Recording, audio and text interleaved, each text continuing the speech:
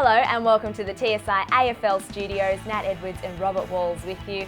Well, the two Western Australian sides will feature in September. Both Fremantle and West Coast had fairly comfortable wins in their round 22 matches. And Robert, what was most impressive was probably the great work of their ruck stocks. You know, I'm a big fan of the ruckman, and West Coast just absolutely dominated Collingwood in the ruck division. Obviously they've got the two big fellas, Nick Natanui and Dean Cox, the veteran, and they were up against Cam Wood. Darren Jolly wasn't there for the Magpies, and boy, did they go to town, the Eagles pair. It was just a domination as far as the hit-outs go, 59-12 in favour of West Coast, and then they took advantage of that at ground level with the all-important clearances. The clearance figures were 47 to West Coast, 23 to Collingwood.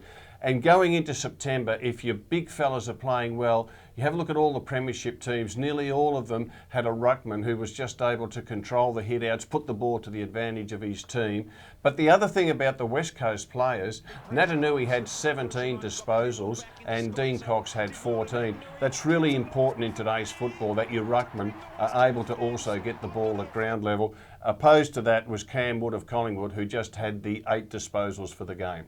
And if we look at the Fremantle and North Melbourne game, Aaron Sandilands, just his second game back from injury, and he was absolutely outstanding.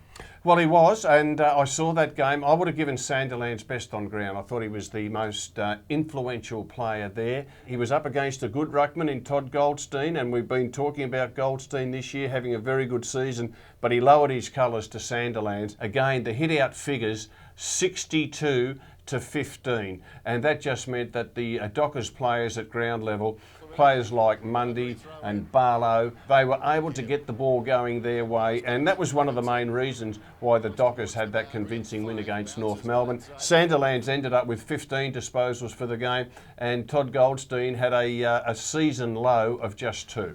Thank you very much for joining us on TSI AFL. Don't forget, you can follow us on Facebook and Twitter, and we look forward to seeing you again soon.